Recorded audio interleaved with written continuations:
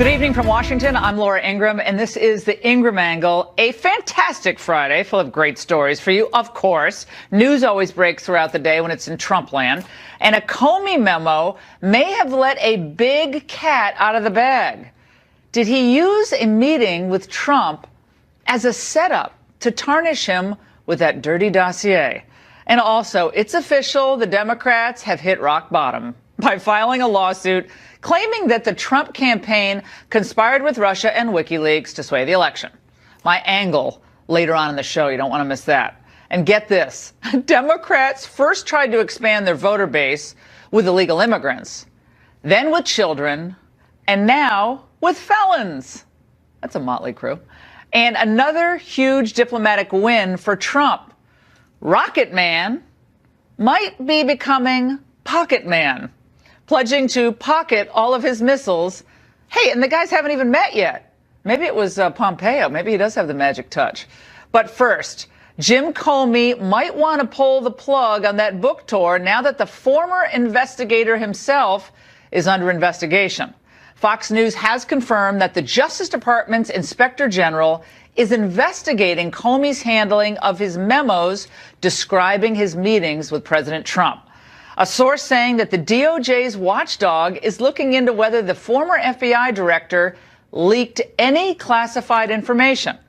Let's get into the details with attorney Tom Dupree, who served as principal deputy assistant attorney general in the George W. Bush administration, plus Republican Ron DeSantis, who joins us from Florida tonight, and Stephen Mulroy, a former federal prosecutor. Gentlemen, it's great to see all of you. Stephen, let's start with you here. Jim Comey, as former FBI director, perhaps thought that, look, I'm the FBI director. I can declare what's classified and declare what's not classified. And so if I shoot these memos over to a pal of mine at Columbia Law School, no big deal. He'll get into the press and it'll cause a big stir, and maybe my reputation will be bolstered. Maybe he'll even start a special counsel.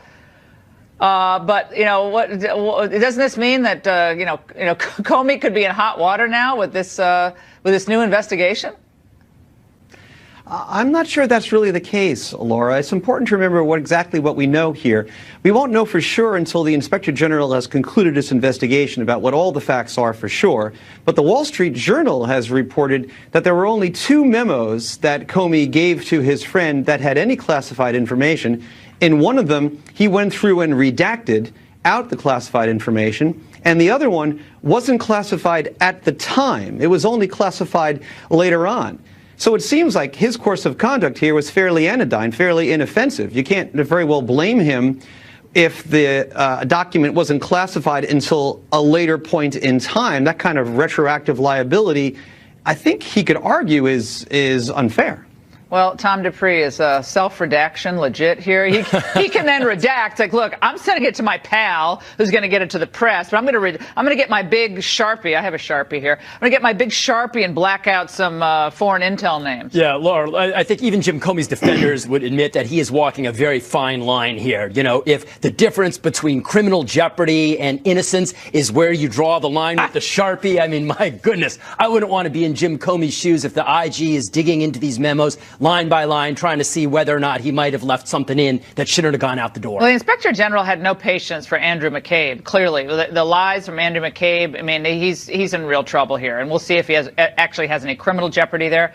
But Congressman DeSantis, let's remember what Jim Comey said back in June of last year when he was testifying on Capitol Hill about why he decided to transmit those memos to his friend.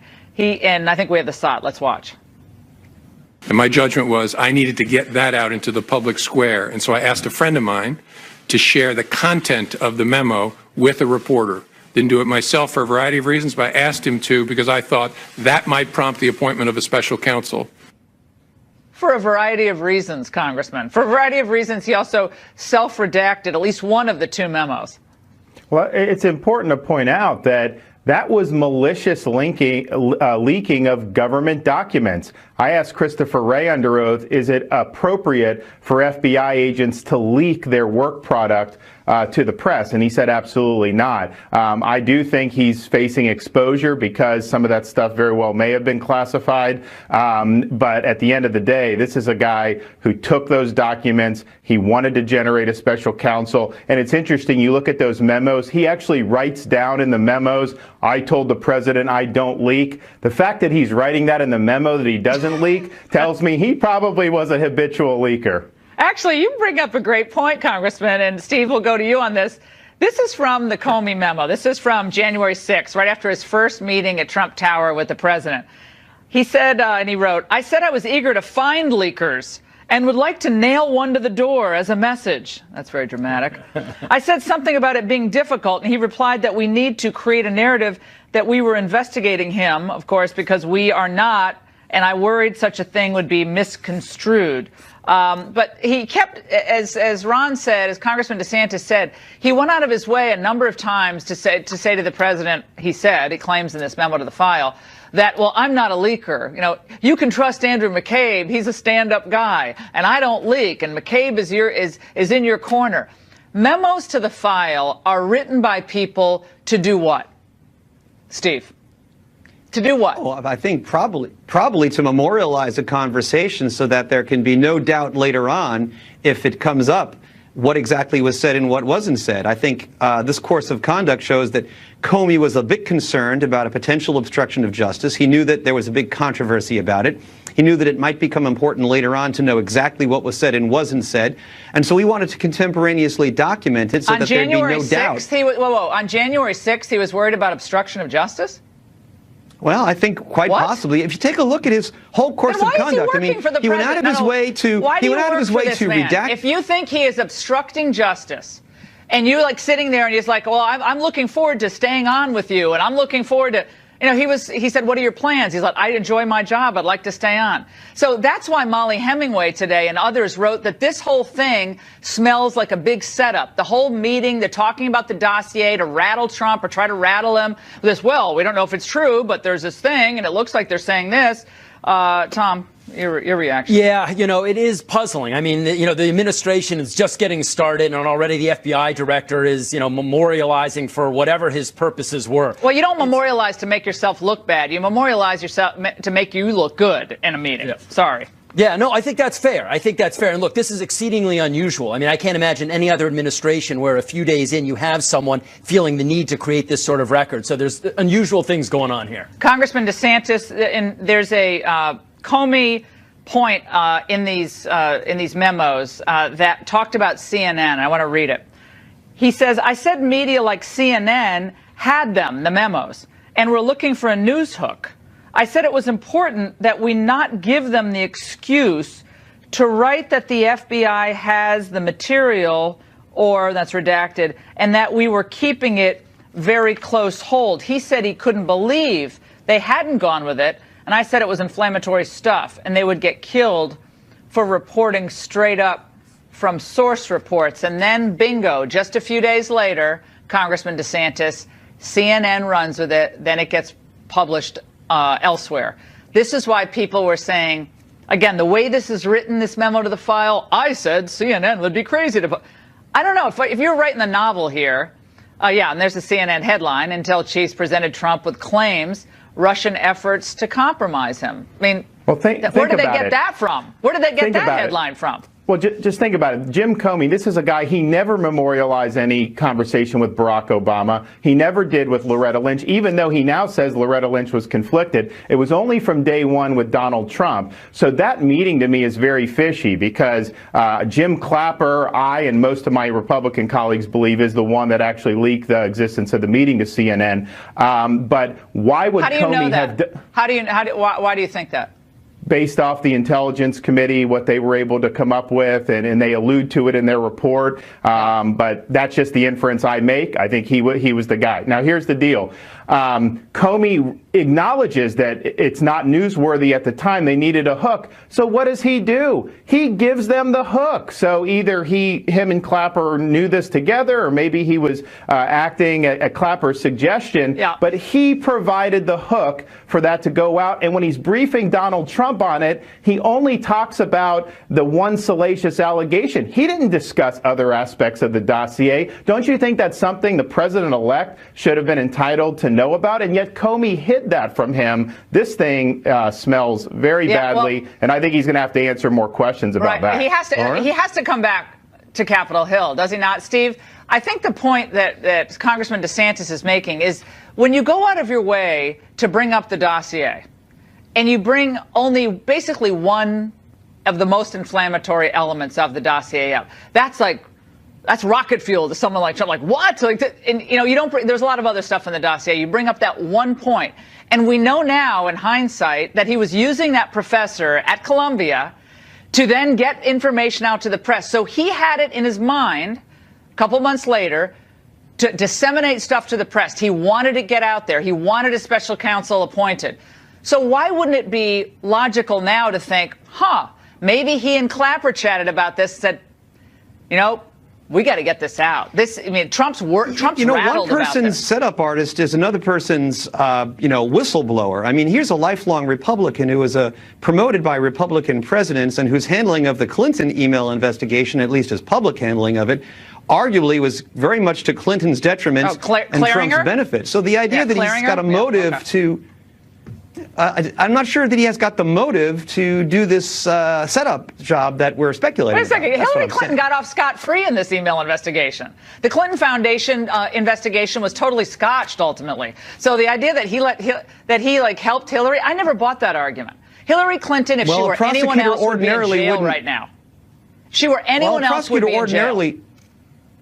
What I'm suggesting is that a prosecutor would just simply announce we're not bringing charges. He wouldn't go on to say, but she was extremely reckless. And then a week before the election, when he brought it back up again, I'm not sure. I think you can make an argument that that pattern of conduct doesn't show a pro-Clinton bias. If anything, it shows that he was not pro-Clinton. All right, Tom, look, I see this as Comey has shown us that if he wants to get information to the press, he'll figure out a way to do it. Now, that was a couple months later. He hated Donald Trump. Today he said on an interview, or yesterday, oh, no, I don't hate him. I don't even dislike him. Oh, please. He walked into that Trump Tower meeting. Everything about Trump he despises. The way he dresses, the way he speaks. He probably doesn't think he's as educated as he is. He has utter disdain for Trump. He's a Bush Republican. I know you're a Bush Republican. He's a Bush Republican, but not like a lot of Bush Republicans I know. He's condescending, supercilious, and priggish, and he can't stand Trump because Trump's a different type of guy, and frankly, the kind of guy people vote for. Well, here's the thing. I mean, one of the many tragedies, I think, here, Laura, is that historically, the reason why the FBI has been held in such esteem by the American public is they have widely been viewed as a nonpartisan, independent law enforcement agency. And what Jim Comey is doing now, I think, undercuts that. Because what it is it's portraying a former FBI director as a partisan actor, as someone who has a political axe to grind. He's going on the talk shows. He's taking personal jabs at the president. And it may be very satisfying to him and to people who don't like the president, but for purposes of the American people's perception of the FBI, I think it disserves the institution, frankly. Gentlemen, fantastic panel. And we have a lot more to get to here. A related development. Rudy Giuliani now has confirmed that he's joined Trump's legal team to negotiate the end of special counsel Bob Mueller's probe. Good luck. Rudy apparently is looking to use his personal relationship with Mueller to smooth things over. Okay. Well, joining us now is someone who also knows Bob Mueller, former Attorney General Mike Mukasey, who held that position when Mueller was FBI director. General Mukasey, Judge Mukasey, God, you were on radio with me this morning, and now you're on TV with me tonight. This is like we're spending the whole day together. I love it. That's fine. Me too.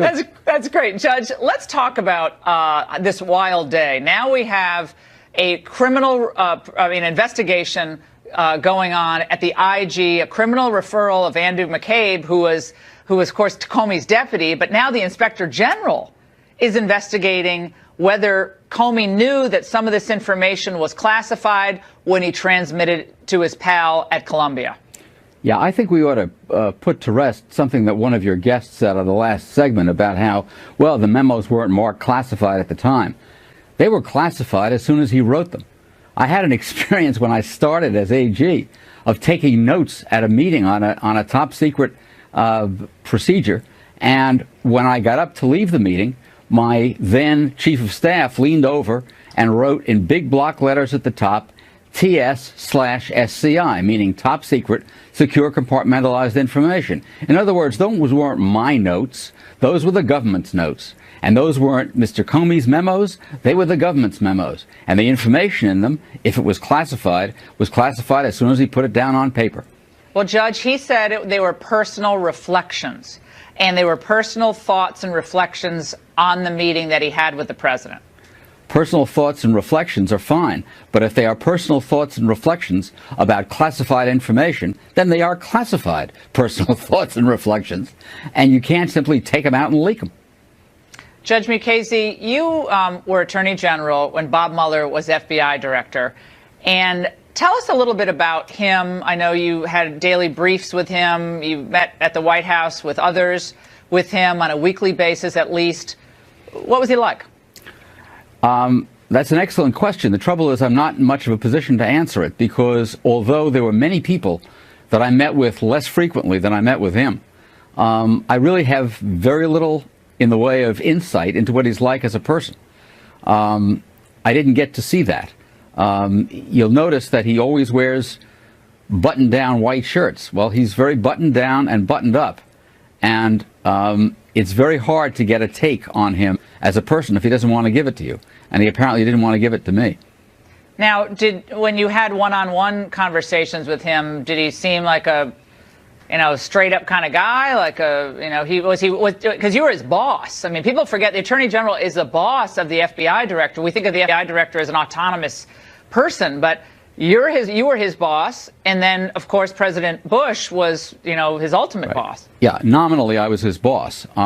There were situations in which he performed superbly in helping to try to convert the FBI from simply a crime-solving organization into an intelligence-gathering organization. That was a tough sell to a lot of people, and we had to put in place guidelines that I, along with others at the department, drafted and gave to him, and he helped put them in place and did a superb job at it. However, when there were questions of some policy questions where I questioned him about things that the FBI was doing, he pushed back. And he was somebody who was very devoted to defending the interests of the Bureau. There was a saying at the FBI, never embarrass the Bureau. And it's a bureaucratic saying, and they call it the Federal Bureau of Investigation for a good reason. It's a bureaucracy. And he defended it. So were these disputes about, the way he was handling certain types of investigations or I'm not going to get cases? I'm not going to get into what it was about. But there was pushback in the interest of defending what the FBI was doing.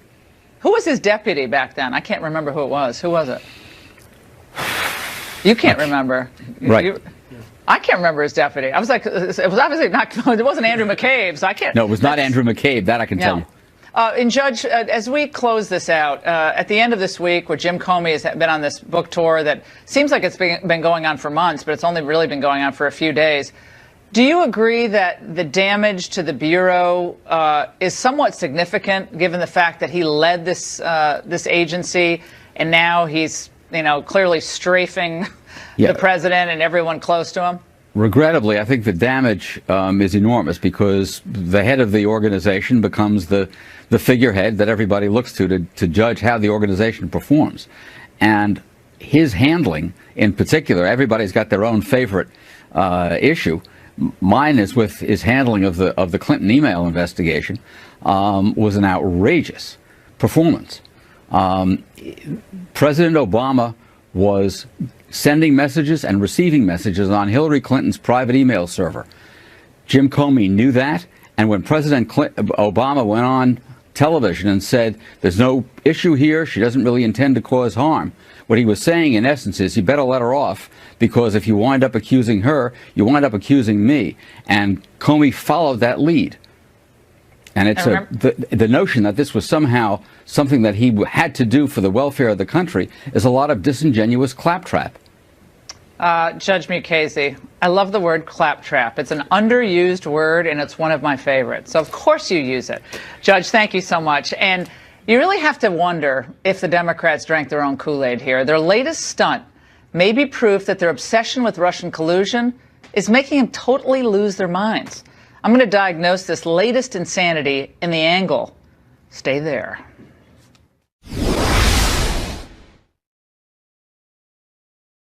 It's the ace. The Democrats' long march into irrelevance. That's the focus of tonight's angle.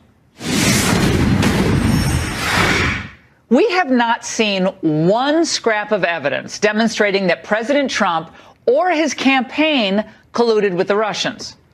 Well, that's a big letdown for Democrats who expected to have Trump either convicted or impeached by this point.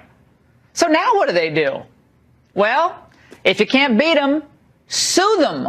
Well, believe it or not, the Democratic National Committee filed a lawsuit today against the Russian government, the Trump campaign, and the WikiLeaks organization. Oh, that's all? Well, they allege, get this, a far-reaching conspiracy to throw the 2016 election to Donald Trump. Yes, I'm serious. Well, I'm surprised at this point they didn't sue CNBC for airing Apprentice reruns. That's not fair. But look, should we really be surprised by any of this? The rage and the fury on the left over Trump's election and their frantic search for something, anything to explain why Hillary Clinton lost has become a total obsession. They thought collusion would invalidate the election. There is, however, extensive press reporting on the relationships between the Russians and the individuals associated with both the Trump campaign and the incoming administration. We know the Russians played a very significant role in the campaign. So you have seen direct evidence of collusion? I don't want to go into specifics, but I will say that there is evidence that is not circumstantial. I've always said that I believe there was collusion. Poor Auntie Maxine. After all these months and after a special counsel and congressional investigations too numerous to count, what have they actually found? A multi-million-dollar pile of nothing. Well, good luck to the DNC in trying to make a case in court with these star witnesses. Have you seen any evidence that this dirt, these emails, were ever given to the Trump campaign? Not so far. Any reflection of collusion between members of the Trump campaign and the Russians, there was no evidence of that included in our report. I understand that, but does it exist? Not to my knowledge. When you learned of Russian efforts, did you have evidence of a connection between the Trump campaign and Russian state actors? As I said, Mr. Gowdy, I don't do evidence. Now, there's a lot, apparently, that John Brennan doesn't do. But that is just a joke. Now, just imagine the discovery process if this foolishness ever made it to trial. Like, what if the defense demands to see the DNC servers that they claim WikiLeaks hacked? You know, the servers the Democrats refused to let the FBI examine, and that the FBI, for some strange reason, neglected to subpoena. What's on those servers the DNC is so desperate to keep hidden hits the shore?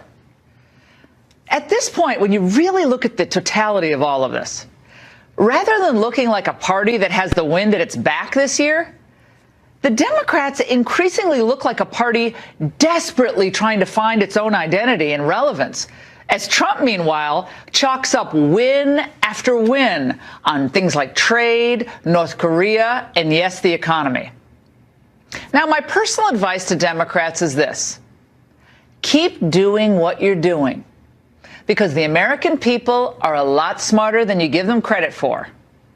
And I actually look forward to their final ruling on this latest complaint of the Democrats and all those that preceded it come this November. And that's the angle. Joining me now for a reaction is Sean Duffy, a Republican congressman from Wisconsin. And with me here in the studio is Philippe Reines, an advisor to Hillary Clinton's 2016 campaign. Gentlemen, great to see both of you this Friday night. Hey, Laura. Let's start with you, Philippe. Look, this lawsuit, I read it. I read all 64 pages. I believe it's 64 pages. And it is goofy. I'm sorry. It's just a goofy law. I mean, are they going to serve like Vladimir Putin with papers? This, to me, looks like they're not getting what they want from the special counsel. The Russia collusion thing's going nowhere. So maybe something will happen with Cohen, but they have to desperately keep this thing going. They have to keep it. breathing more air on the fire until the midterms. Is this the real deal or what? Well, I'm not a lawyer, but I understand your point. And, I don't know Congressman Duffy. Bear with me while I make a point. He was elected in 2010. You always do a little research on the guests you're on. I was hoping he'd be here. I was pull fascinated. this every time. You come out with a little tidbit on Wikipedia. I work for someone who liked to be prepared. I have the same. Okay, fine. He won decently his first, and you've won handily your last two. And with all due respect, I hope you lose in November because I'm a Democrat and I'd like to flip the House. But I want you to lose fair and square or win fair and square. I don't want anyone meddling. And I know no one likes to admit that, but the problem I think we're in now is that it is such a Hillary Clinton blames Russia thing that no one is talking about Russians or Chinese or North Koreans or whoever it may be screwing around with our election. And the point I'm trying to make about the court is that because it's a Republican Congress, there are no bills to protect the election. This is something, the lawsuit can't be fired. Go ahead, Sean. Laura, this is outrageous. First of all, it's rich that the DNC is trying to file a lawsuit about Russia collusion. The very DNC that hired and funded a dossier with information that came from Russian informants. They're the ones that colluded with the Russians. Beyond that, I don't know why they didn't name Barack Obama, who didn't do anything in the election of 2016 to stop the Russian involvement in the election, or James Comey, who came out and did press releases on his investigation. But frankly, I think the DNC should have included Garmin and Google Maps because Hillary Clinton couldn't seem to find Wisconsin on the map and come and campaign. To come and make up these excuses about why Democrats lost, I think is pathetic. They had a bad message. They had a bad candidate. Donald Trump understood that he had to go out and win the electorate with a set of ideas that they bought into. That's why we won. And I agree with your point. I hope that Democrats keep talking about Russia. I hope they keep Nancy Pelosi in the leadership position because we're focusing on ideas that grow the economy, that make people's lives better and their families. And Democrats can't get beyond why they lost the last election and Russia. Gloria Borger was on CNN today. She's no great fan of the president's. And Philippe, maybe you'll respond to this. This is what she said about the lawsuit. Honestly, it's just a way to raise money. And that's what it is. That's what they're trying to do. They're trying to raise money off of it. But I think this is just one more way to get into the act here and continue what they've been doing all along. Okay. Well, look, I'd make 2 points. One is President Trump's own intelligence community says the Russians are going to meddle in 2018. So unless the congressman doesn't agree with that, I do think there has to be steps to protect. On the lawsuit thing, I'll be honest with you, without being a lawyer, I'm glad the Democrats are doing this because the Republican Party has very effectively used outlets like Judicial Watch and others that Media have used Matters, the courts. MoveOn.org, Think Progress. Let me count the ways. But they don't sue. Judicial Watch is very effective. Oh, it's FOIA requests. Yeah. Oh, FOIA. We don't do that, and I'm not. Then I'm not file a FOIA request. Okay, I want to talk about something that's kind of fun. This is fun. This is for you. No, it's fine.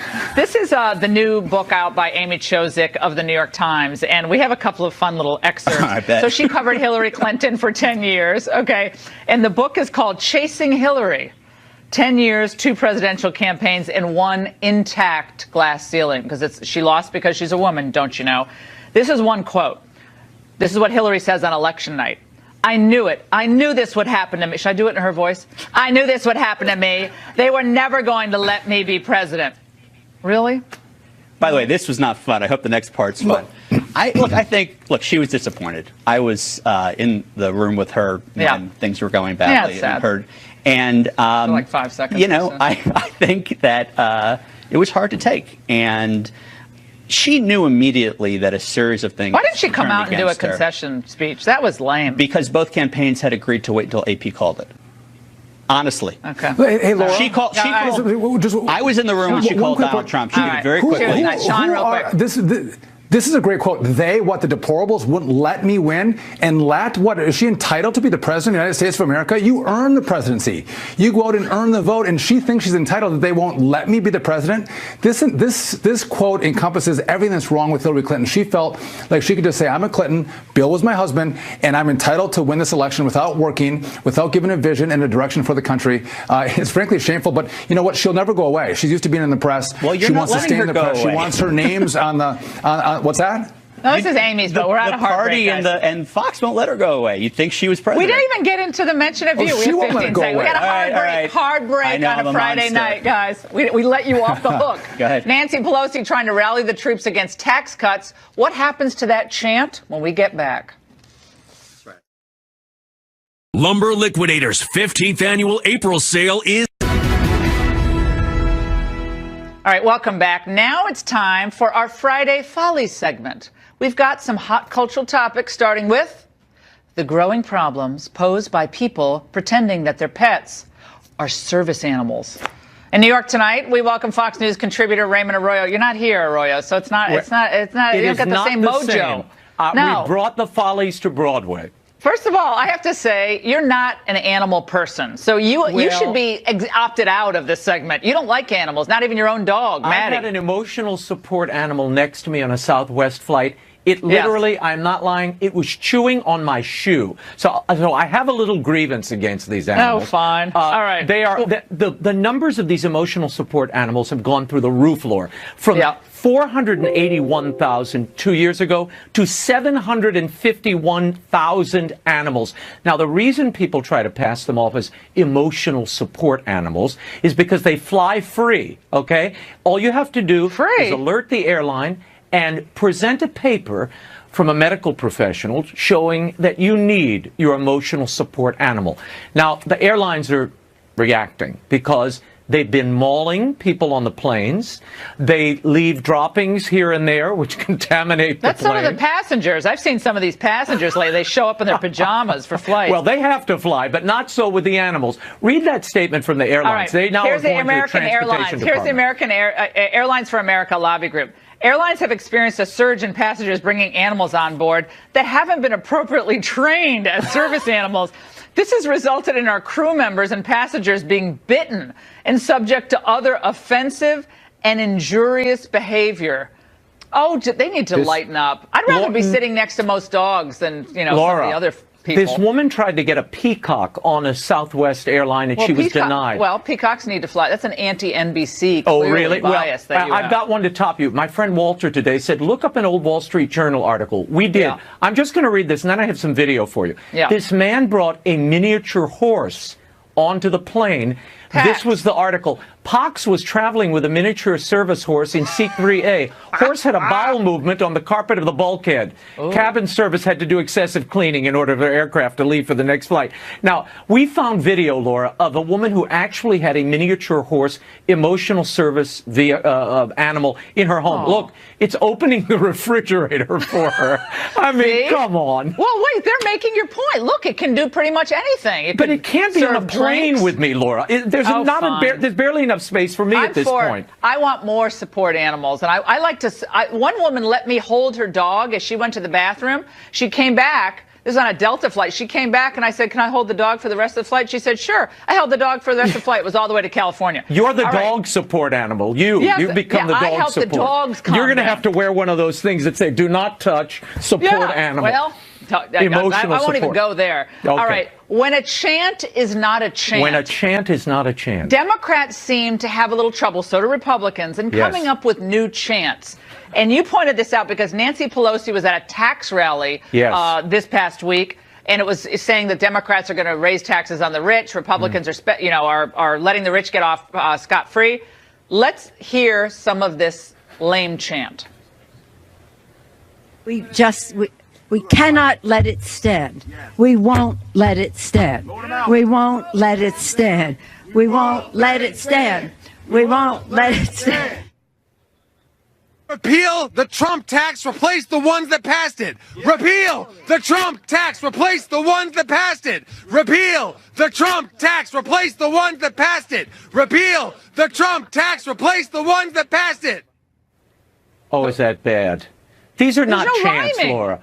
These are not great chants. Repeal the one, the you can't even remember it. It's so long, and they could try to sing it with in a meter. A chant has to be. It has to have rhyme. It should have a certain musicality.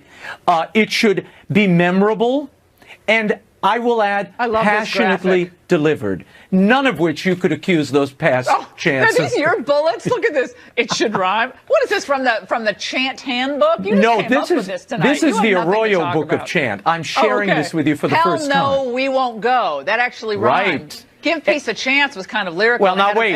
And it also had a song to it. I want to be bipartisan here. Yeah. This is Mitt Romney. Listen to this supposed chant. Oh, come on. That's mean. Wait a second. Romney Ryan, Romney Ryan, Romney Ryan.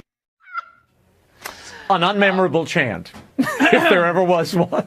Poor Mitt. I like him, but poor guy. Vape Nation. Now we're all vaping. Vape shots everywhere. I was down in Florida over vacation, and vape shops everywhere because everyone's getting ready for the big push for national legalized marijuana. So if the vape shops are ready, I agree with you. You can put the pod in the vape, whatever you call it, pipe. I don't know what they have. Well, the chamber, whatever it is, the chamber of the vape has a liquid component. Now, these 63% of young people, Laura, teens and those in high school, believe that the vape, 63%, that e-cigarettes and vapes do not contain nicotine and that they're good for your health. In actuality, they contain, the liquid cylinder contains as much as a pack of cigarettes, the nicotine in a pack of cigarettes. So they're very addictive, and I think you're right. This is a precursor, getting them ready to put other substances into that vape. By the way, they're not supposed to be selling this to people under 18. Some manufacturers require they be 21 before they use the vape. Hey, Raymond, don't you like how John Boehner used to be against even medical marijuana? Now suddenly he's in this like hashtag alternative acre or acres. Well, it's some pot lobbying group or pot advocacy group. He's on the advisory board. Well, he was a big smoker as well as a Merlot drinker. Maybe he's vaping the Merlot now. That might be a good way to go for him. It's Friday. It's almost time somewhere. Raymond Arroyo, thanks so much. Bye-bye. Have a great weekend. Right. And it sounds like a bad parody of a detergent ad. The new and improved Democratic Party, now featuring felons. But it's no joke, and we're going to tell you why next.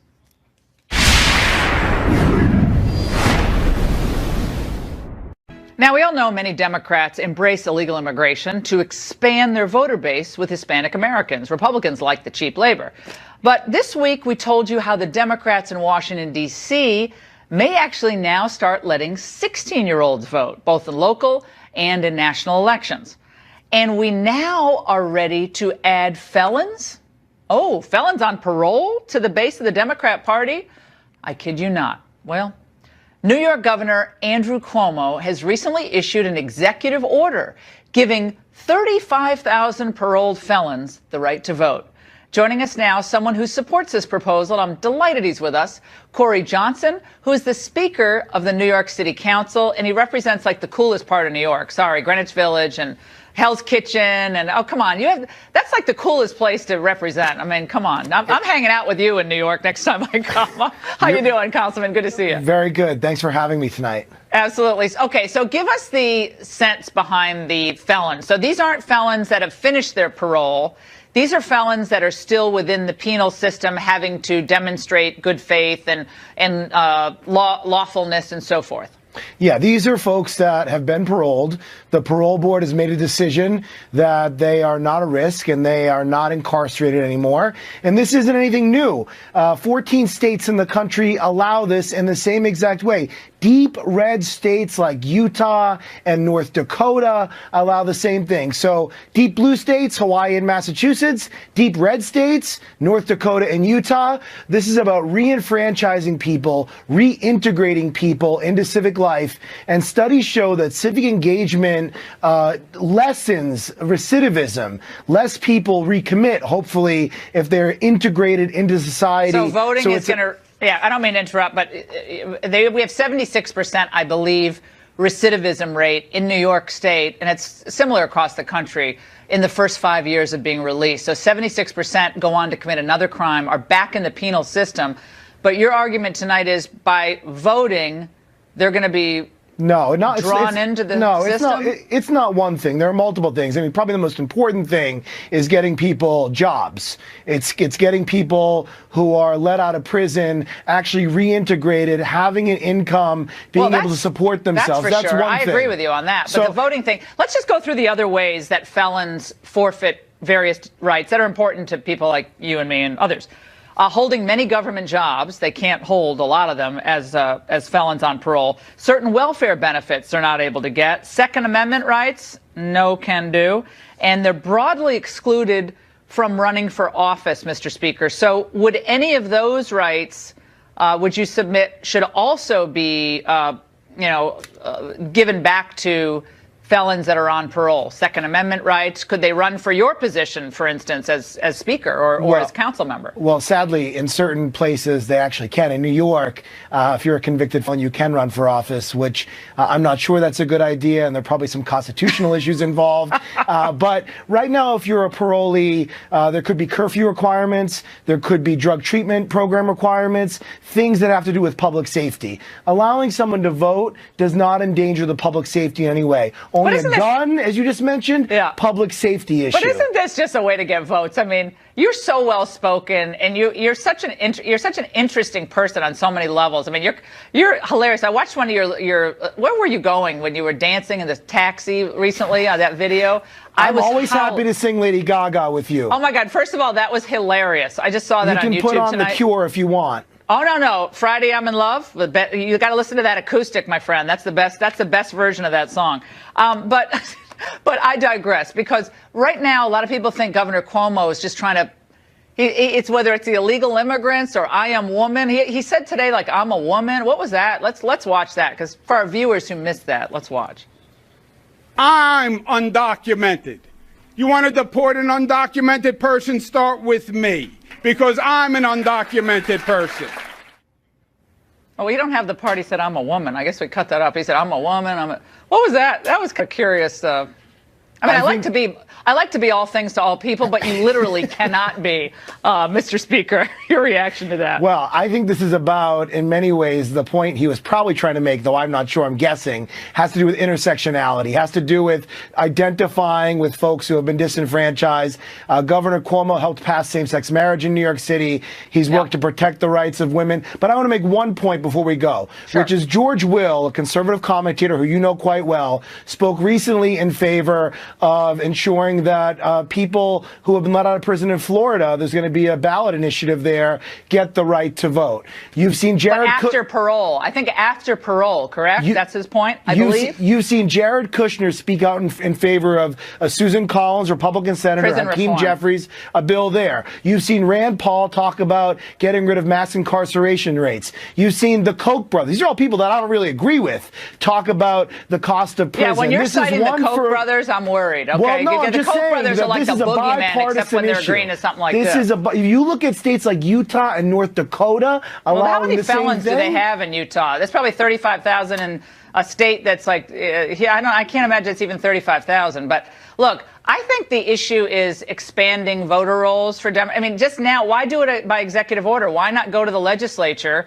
and actually make the case for this to the people of New York? Maybe the people of New York will be fine with it. We should have a segment on why does the Trump administration do everything by executive order? Why are cabinet secretaries changing the rules by executive order or by fiat? Okay, so it's good for the goose, it's good for the gander. Councilman, Mr. Speaker, it's great to have you on tonight. Thanks so much for spending. I'm coming to do Lady Gaga in the cab with you, okay? We're doing that. Thank you 100%. For having me. Thank you for having me. I'm really grateful that that Kobach Commission is gone. We'll come right back.